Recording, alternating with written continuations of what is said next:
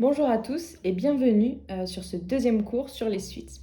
Donc cette vidéo fait suite à la précédente qui portait donc sur les généralités autour d'une suite, déjà réussir à définir mathématiquement ce qu'est une suite, puis on avait vu les deux manières différentes de définir une suite, donc la manière explicite et la manière par récurrence. Donc aujourd'hui, on va plutôt se concentrer sur une nouvelle notion qui porte sur les variations d'une suite. Donc dans un premier temps, on va d'abord définir ce qu'est une suite croissante, décroissante, constante. Puis dans un second temps, avec des outils mathématiques, on va apprendre à montrer qu'une suite est croissante, décroissante, constante. Donc sans plus attendre, je vous laisse avec le cours. Donc je vous ai représenté ici les trois grands types de suites qu'il existe. Le premier type, les suites croissantes.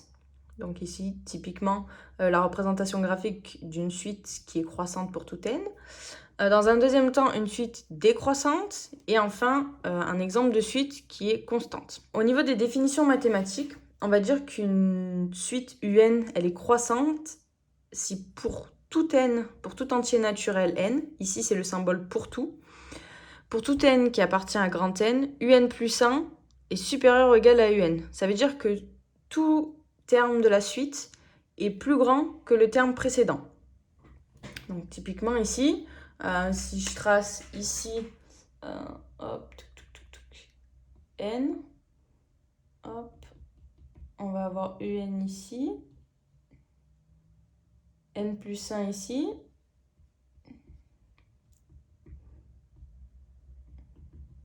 si on lit sur l'axe des ordonnées, on a bien que UN est plus grand que UN plus 1. À l'inverse, dire qu'une suite est décroissante, ça veut dire que pour tout n qui appartient à grand N, UN plus 1 est inférieur à UN. Donc je ne vais pas reproduire le schéma que j'avais fait précédemment sur cette figure-là, mais c'est la même idée. Ça veut dire que le terme courant est toujours plus grand que le terme suivant. Et enfin, dire qu'une suite est constante, ça veut dire que pour tout n qui appartient à n, UN plus 1 est égal à UN.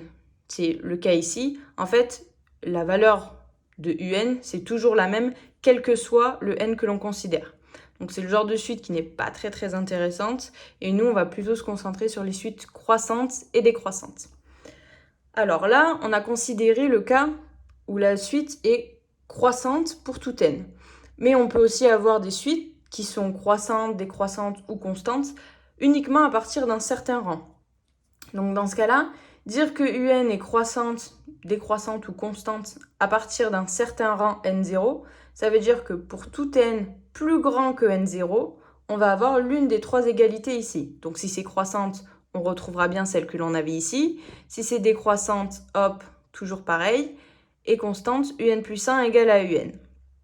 La seule chose qui a changé entre cette partie-là et celle-ci, c'est le pour tout ici. Ici, cet axiome-là était valable pour tout n qui appartient à n, alors que là, il n'est valable que pour tout n plus grand que n0. C'est-à-dire que dans ce cas-là, on s'en fiche de ce qui se passe avant n0. Nous, on sait simplement, la suite, elle pourrait avoir des variations un peu périodiques comme cosinus, sinus, ou alors une suite peut être d'abord décroissante, puis ensuite, pour tout n plus grand que n0, croissante. On ne sait pas, on ne regarde pas ce qui se passe avant n0. Nous, on sait juste qu'à partir de n0, on a une suite croissante, décroissante ou bien constante. De la même manière, dire qu'une suite est strictement croissante, ça veut juste dire que pour tout n appartient à n, UN plus 1 va être strictement plus grand que UN. Et c'est la même chose pour décroissante. Maintenant qu'on a défini ce que sont les suites croissantes, décroissantes et constantes, on va faire un petit peu de méthodologie. En particulier, on va apprendre à étudier le sens de variation d'une suite numérique. Alors typiquement, dans les exercices, vous allez rencontrer une question typique. Donc on va vous donner l'expression d'une suite UN en fonction de n. Et on va pouvoir vous demander, alors soit étudier directement le sens de variation de la suite UN, ou alors montrer que UN est croissante, ou décroissante, ou constante. Donc ça, c'est un peu les deux types de questions que vous allez pouvoir rencontrer. À cette question, on peut utiliser deux méthodologies différentes. La première, qui marche dans la plupart des cas et qui est la plus simple. Et la seconde, qu'on utilise plutôt quand la méthode numéro 1 ne permet pas de conclure. Donc on va commencer par la première et on va étudier en fait le signe de cette quantité-là, de la différence UN plus 1 moins UN. Donc dans le cas d'une suite croissante, on va montrer que pour tout n appartient à n, un plus 1 moins un est positif. Dans le cas d'une suite décroissante, on va montrer que c'est inférieur ou égal à 0. Et dans le cas d'une suite constante, on va montrer que un plus 1 moins un est toujours égal à 0. Alors d'où est-ce que ça vient? C'est assez simple. Si vous vous rappelez de la définition qu'on avait donnée, donc par exemple pour les suites croissantes, on avait dit que pour tout n appartient à n, un plus 1 est supérieur ou égal à un. Eh bien, qu'est-ce qu'on a fait ici? On a simplement fait passer un de l'autre côté et on se retrouve avec un plus 1 moins un supérieur ou égal à 0. Donc ça, c'est dans le cas d'une suite croissante, mais dans le cas d'une suite décroissante et dans le cas d'une suite constante, c'est exactement la même chose. En fait, on s'est juste contenté de faire passer le un du même côté que le un plus 1. Donc là, ici, c'est inférieur ou égal à un. Et toujours pareil, on a fait passer donc, le terme un avec un plus 1. Donc, je ne vous montre pas l'exemple avec la suite constante, c'est exactement la même chose. Donc ça, c'est ce qu'on va chercher à montrer la plupart du temps. Donc c'est le plus simple parce qu'on utilise simplement une différence et c'est un petit peu plus confortable en termes de calcul que la seconde méthodologie que je vais vous montrer. La seconde méthodologie, on l'utilise plutôt quand celle-ci n'a pas permis de conclure. Ça peut arriver dans des exercices où on a des suites un un peu farfelues. Et donc si on étudie un plus 1 moins un, on n'arrive pas à conclure. Donc dans ce cas-là, on va essayer de montrer que pour tout n appartient à n, un plus 1 sur un est supérieur ou égal à 1 dans le cas d'une suite croissante, inférieur ou égal à 1 dans le cas d'une suite décroissante et égal à 1 dans le cas d'une suite constante. Alors d'où est-ce que ça vient? C'est exactement la même chose qu'ici. On repart de la définition. Donc suite croissante, un plus 1 supérieur ou égal à un. Et là, en fait, on a juste divisé tout le monde par un. Donc, on a le droit de le faire. Attention, on a le droit de le faire uniquement si un est différent de 0 pour tout n. Et donc, on se retrouve bien à montrer que un plus 1 sur un est supérieur ou égal à un sur un qui vaut 1. Donc, c'est exactement la même façon de réfléchir pour montrer qu'une suite est décroissante et montrer qu'une suite est constante. On étudie le rapport un plus 1 sur un. Donc ça, comme je vous l'ai dit, c'est plutôt une méthodologie à privilégier en second temps. D'abord, on teste celle-là. Et si jamais celle-là ne permet pas de conclure, on passe à celle-ci. On va tout de suite mettre en pratique la méthodologie qu'on vient de voir avec ce petit exercice. Donc soit un défini pour tout n qui appartient à n par un est égal à moins 3 plus 4n. Nous, ce qu'on veut faire, c'est montrer que un est croissante pour tout n qui appartient à n. Donc, comment est-ce qu'on aborde un exercice de ce type? Déjà, on rappelle ce qu'on cherche à montrer. On cherche à montrer que pour tout n qui appartient à n, un plus 1 moins un est supérieur à 0, ou égal à 0, parce qu'on veut montrer que la suite est croissante. Alors, on écrit un plus 1 moins un, et on regarde ce que ça donne. Alors, un plus 1, ça va donner moins 3 plus 4 facteur de n plus 1. Donc, on a remplacé n par n plus 1 dans l'expression ici. Moins, donc on va mettre ici des crochets pour ne pas se tromper, moins 3 plus 4n. On déroule le calcul, ça nous donne moins 3 plus 4 fois n, 4n, plus 4 fois 1, 4, moins 3, donc plus 3, moins 4n. Donc moins 4n.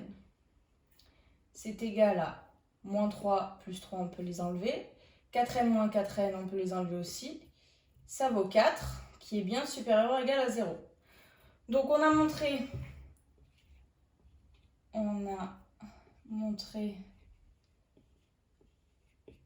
que un plus 1 moins un supérieur ou égal à 0. Très bien. Donc, on conclut n est croissante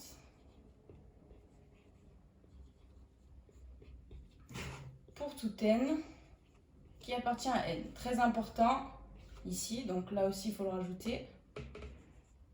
Très important de rappeler ça parce qu'on nous a demandé de le montrer pour tout n et pas à partir d'un certain rang. Donc voilà le type d'exercice que vous pourrez rencontrer ou le type de question dans un exercice que vous pourrez rencontrer. Et donc, il vous suffit d'appliquer la méthodologie suivante. On rappelle ce qu'on cherche à montrer. Donc là, on cherche à montrer que la suite est croissante. Ça revient à montrer cette inégalité-là. On pose tranquillement notre un plus 1 moins un. On déroule les calculs. On trouve bien que c'est positif. Donc on a montré ce qu'on cherchait au départ. Et on finit par conclure en disant que la suite est croissante. On va partir sur un second exemple, donc avec une définition du un qui est un petit peu différente. Donc ici, soit un défini pour tout n qui appartient à n par un est égal à 1 sur n plus 1. Ce qu'on vous demande, c'est d'étudier le sens de variation de un pour tout n qui appartient à n. Donc ici, contrairement à l'exemple précédent, on ne vous demande pas de montrer que la suite est croissante, décroissante ou constante. Ça va être à vous de découvrir le sens de variation de la suite. Vous n'avez pas d'indice sur sa variation.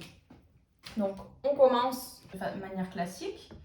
Donc, comme la première méthode, on étudie le signe de un plus 1 moins un. Donc, un plus 1 moins un, c'est égal à, on remplace, un plus 1, ça va être 1 sur n plus 2 du coup, moins un, donc 1 sur n plus 1. Donc là, on est un petit peu embêté parce que nos deux fractions ne sont pas sous le même dénominateur. Donc ce qu'on va faire, c'est qu'on va multiplier lui par lui et celui-là par celui-là pour avoir une fraction sur le même dénominateur.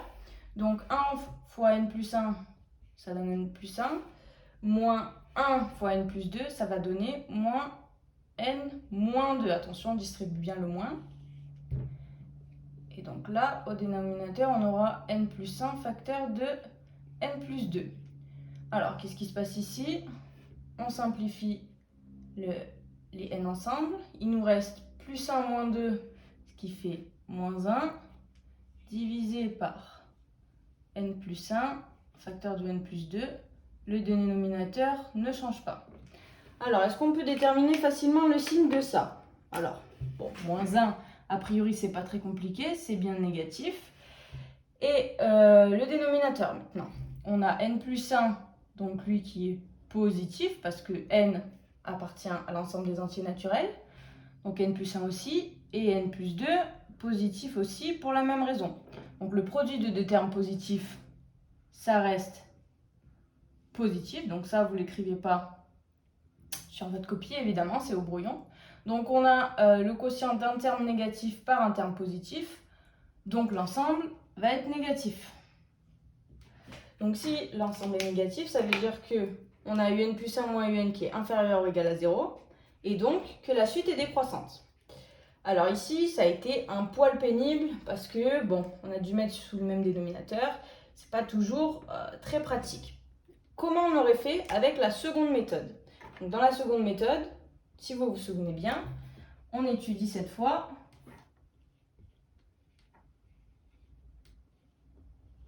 donc ça c'est avec la première méthode, celle-là c'est avec la seconde. Donc on étudie un plus 1 sur un cette fois. On remplace, un plus 1 c'est toujours 1 sur n plus 2, ça n'a pas changé depuis tout à l'heure. Et on divise par 1 sur n plus 1. Alors, diviser par un quotient, c'est multiplier par l'inverse du quotient. Donc, 1 sur n plus 2, ça ne bouge pas. Fois, donc on inverse ici la fraction, n plus 1 divisé par 1. Ok, donc là, les 1 se simplifient.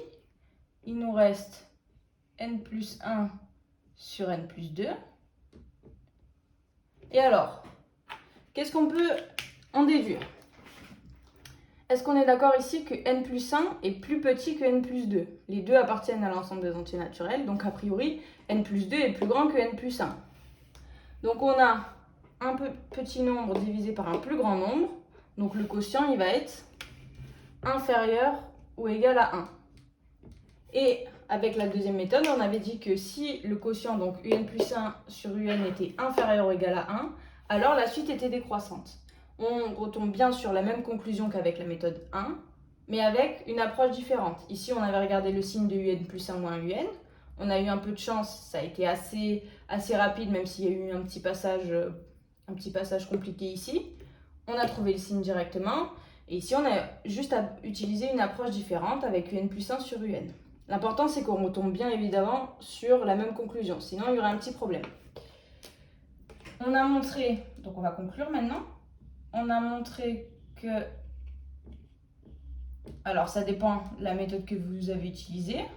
Si c'est la méthode 1, on a montré que pour tout n appartient à n, un plus 1 moins un était inférieur à 0. Et si on a utilisé la méthode 2, on a montré que pour tout n qui appartient à grand N, un plus 1 sur un était inférieur ou égal à 1. C'est comme vous préférez, au choix. Donc, pour tout n qui appartient à n, un est décroissante. Et donc la conclusion est bien la même, quelle que soit la méthode que l'on a utilisée.